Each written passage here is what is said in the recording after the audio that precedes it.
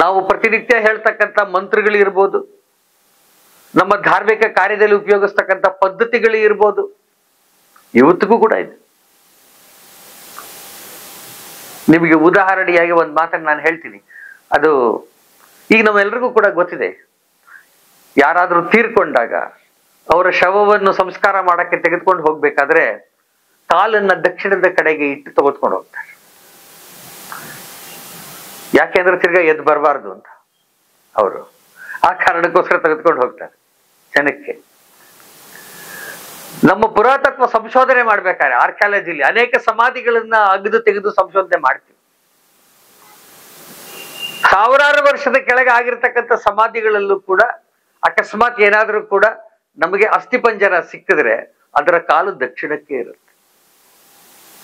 ಅಂದ್ರೆ ಒಂದು ಶವ ಸಂಸ್ಕಾರದಿಂದ ಹಿಡಿದು ಇವತ್ತು ನಮ್ಮಲ್ಲಿ ನಡೀತಕ್ಕಂಥ ವಿವಾಹದ ಸಂಸ್ಕಾರದವರೆಗೂ ಕೂಡ ನಮ್ಮ ಧಾರ್ಮಿಕ ಕಾರ್ಯಗಳಲ್ಲೂ ಕೂಡ ಉಪಯೋಗಿಸ್ತಕ್ಕಂತಹ ಮಂತ್ರಗಳಿರ್ಬೋದು, ಪದ್ಧತಿಗಳಿರ್ಬೋದು, ರೀತಿ ರಿವಾಜುಗಳಿರ್ಬೋದು, ಇವೆಲ್ಲವೂ ಕೂಡ ನಿರಂತರವಾಗಿ ನಡ್ಕೊಂಡು ಬಂದಿರತಕ್ಕಂಥದ್ದು, ಅವಿಚ್ಛಿನ್ನ. There is no break in spite of so many onslaughts on our culture and civilisation. ಇದ್ರ ಬಗ್ಗೆ ಅನೇಕ ಸತಿ ಕುತೂಹಲ ನಿರ್ಮಾಣ ಆಗತ್ತೆ. ಯಾಕೆ ಇದು ಒಂದೇ ಸಂಸ್ಕೃತಿ ಒಳಗಡೆ ಹಿಂಗಾಯ್ತು, why, what is the speciality ಅನ್ನೋ ಪ್ರಶ್ನೆ ಬರುತ್ತೆ. ಆ ಪ್ರಶ್ನೆಗೆ ಉತ್ತರ ಇದೆ. 3 ಜನರ ಕಾರಣದಿಂದ ಇದು ಉಳ್ಕೊಂಡಿತ್ತು. 3 ಗುಂಪುಗಳು. ಒಂದು, ನಮ್ಮ ಮೇಲೆ ಆಕ್ರಮಣಗಳಾದಾಗ, ದಾಳಿಯಾದಾಗ ಅದನ್ನು ಉಳಿಸ್ಕೊಳ್ಳೋಕ್ಕೋಸ್ಕರ ಅದರ ವಿರುದ್ಧ ಹೋರಾಟದಂತ ಯೋಧರು, ವಾರಿಯರ್ಸ್, ತಮ್ಮ ಜೀವನದ ಹಂಗು ತೊರೆದು ರಕ್ಷಣೆ ಮಾಡಿದ್ರು. ಎರಡನೇದು, ಎಂಥ ಕಠಿಣ ಪರಿಸ್ಥಿತಿ ಬಂದರೂ ಕೂಡ ನಮ್ಮ ವಿದ್ಯೆಗಳನ್ನ, ನಮ್ಮ ಸಂಸ್ಕೃತಿನ, ನಮ್ಮ ಅಧ್ಯಯನವನ್ನ ಕಾಪಾಡಿಕೊಂಡು ಬಂದಂಥವ್ರು. ಮೂರನೇದು, ನಮ್ಮ ಪ್ರಾಚೀನ ಪರಂಪರೆ ಪದ್ಧತಿ ಏನಿತ್ತು ಅದನ್ನ ತಮ್ಮ ಮನೆಗಳಲ್ಲೇ ಉಳಿಸ್ಕೊಂಡಂತ ಸಾಮಾನ್ಯ ಜನ. ಈ ಸಾಮಾನ್ಯ ಜನರ ಪಾತ್ರದಲ್ಲಿ ನಮ್ಮ ಮನೆಗಳಲ್ಲಿ ಇರ್ತಕ್ಕಂಥ ನಮ್ಮ ಹೆಣ್ಣು ಮಕ್ಕಳು ಯಾರಿದ್ದಾರೆ, ಅದು ತಾಯಂದ್ರು ಇರ್ಬೋದು, ಅಥವಾ ಸೋದರಿಯರು ಇರ್ಬೋದು, ಅಥವಾ ಪತ್ನಿ ಇರ್ಬೋದು, ಅವರು ತಮ್ಮ ವಂಶದ, ಮನೆತನದ, ತಮ್ಮ ಸಮಾಜದ ಎಲ್ಲ ಸಂಸ್ಕಾರಗಳನ್ನು ಕೂಡ ಮುಂದಿನ ಪೀಳಿಗೆಗೆ ಎಂಥ ಸ್ಥಿತಿಲೂ ಕೂಡ ದಾಟಿಸೋದು. ಇದು ಅಧ್ಯಯನದಿಂದ ಬರ್ತಕ್ಕಂಥ ಸಂಗತಿ. ಇವೆಲ್ಲ ಕೂಡ ರಿಸರ್ಚ್ ಆಗಿರ್ತಕ್ಕಂಥ ಸಂಗತಿಗಳು. ನಿಜಕ್ಕೂ ಕೂಡ ಉತ್ತಮನಾಗೋ, ಉಪಕಾರಿಯಾಗೋ ಅಂದ್ರೆ ಇದು ಒಂದು ಭಾಗವೇ. ನನ್ನ ಸಂಸ್ಕೃತಿಯ ರಕ್ಷಣೆಗೋಸ್ಕರ ನನ್ನ ಜೀವನವನ್ನು ಮುಡುಪಾಗಿಡ್ತೀನಿ ಅಂತ ಯೋಚನೆ ಮಾಡೋದ್ನಲ್ಲ, ಎಂಥ ಕಠಿಣ ಪರಿಸ್ಥಿತಿಯಲ್ಲಿ ಕೂಡ ನನ್ನ ಅಧ್ಯಯನವನ್ನು ಬಿಡಲ್ಲ ಅಂತ ಯೋಚನೆ ಮಾಡಿದ್ರಲ್ಲ,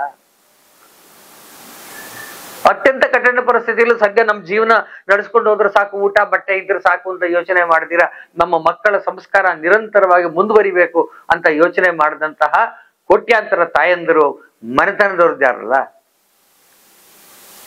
ಈ ಕಾರಣದಿಂದ ಭಾರತೀಯ ಸಂಸ್ಕೃತಿ ಏನಿದೆ ಅದು ನಿರಂತರವಾಗಿ ನಡ್ಕೊಂಡು ಬಂದಿರತಕ್ಕಂಥ ಸಂಗತಿನ ನಾವು ನೋಡ್ತೀವಿ. ಹಾಗಾಗಿ ಇದರ ಬಗ್ಗೆ ನಾವು ಯೋಚನೆ ಮಾಡಿದಾಗ, ಮತ್ತು ನಾವೆಲ್ಲ ಕೂಡ ಕಳೆದ 15 ಲೆಕ್ಚರ್ಗಳನ್ನು ಕೇಳಿದ್ದೀವಿ. ಈ 15 ಲೆಕ್ಚರ್ಗಳು ಕೇಳಿರೋ ಉದ್ದೇಶವೂ ಕೂಡ ಅದೇನೇನೆ. ಪ್ರತಿ ಪೀಳಿಗೆಯೂ ಇದನ್ನ ಅಭ್ಯಾಸ ಮಾಡ್ಬೇಕು.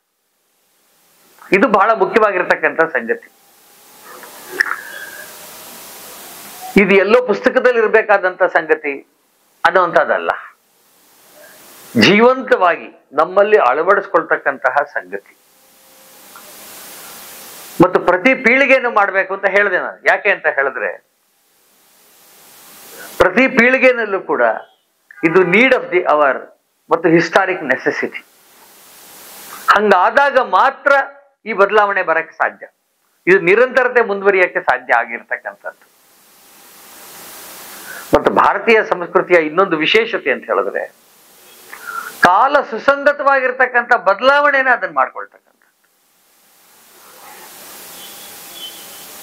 ಯಾವುದು ಆ ಕಾಲಕ್ಕೆ ಅವಶ್ಯಕವೋ ಆ ಕಾಲವನ್ನು ಬದಲಾವಣೆ ಮಾಡ್ಕೊಂಡಿರ್ತಕ್ಕಂಥ.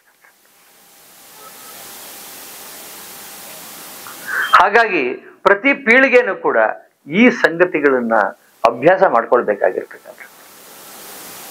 ಬಹಳ ಮುಖ್ಯವಾಗಿ ಇದರಲ್ಲಿ ಇರ್ತಕ್ಕಂಥದ್ದು ಅಂತ ಹೇಳಿದ್ರೆ ನಮ್ಮ ಸಂಸ್ಕೃತಿ ಪರಂಪರೆಯ ರಕ್ಷಣೆ, ನಮ್ಮ ಜನಕ್ಕೆ ಉಪಕಾರ ಆಗ್ತಕ್ಕಂಥದ್ದು. ಈ ಭಾವನೆ ನಮ್ಮಲ್ಲಿ ಜಾಗೃತ ಆಗ್ಬೇಕಾದ್ರೆ